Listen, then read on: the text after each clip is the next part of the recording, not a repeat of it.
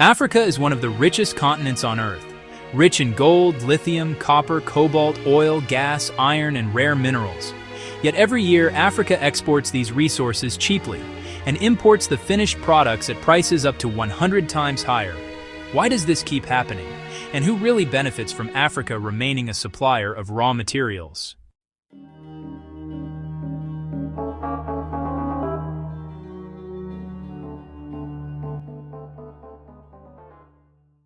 Africa holds over 30% of the world's mineral resources.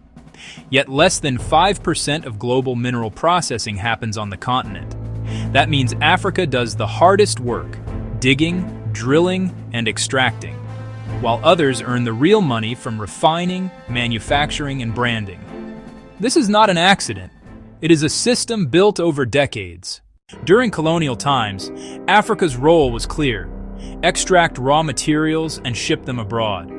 Railways, ports, and trade routes were built to move minerals out, not to support local factories. Even after independence, many African economies remained locked into this same structure.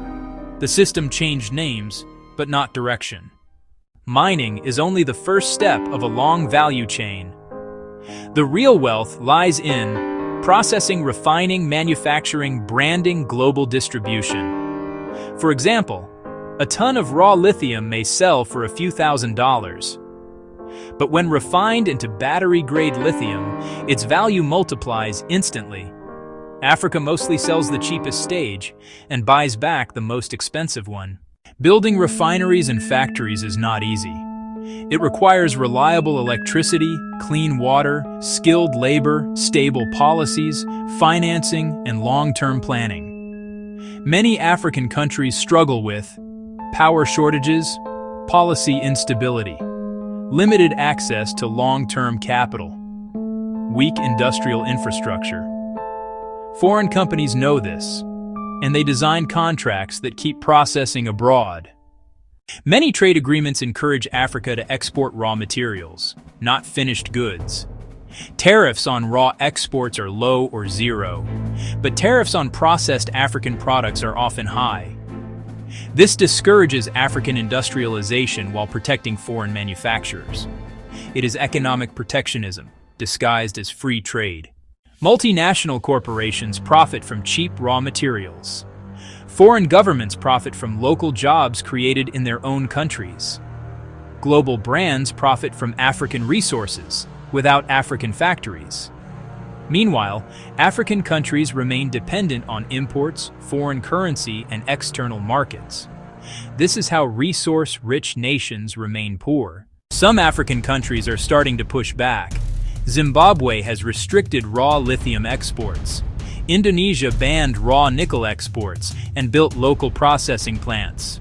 Rwanda invested heavily in mineral value addition. These policies are controversial, but they force investment into local industries.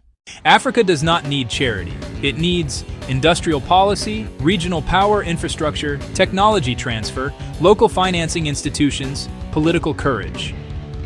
If even 20% of Africa's minerals were processed locally, entire economies would be transformed. Africa has the resources. Africa has the people. Africa has the market. The only question left is this: will Africa continue exporting wealth, or finally start producing it? If you want more deep documentaries exposing Africa's economic realities, hidden systems, and future opportunities, subscribe and turn on notifications. In the next episode, we reveal how African nations could become manufacturing powerhouses faster than anyone expects.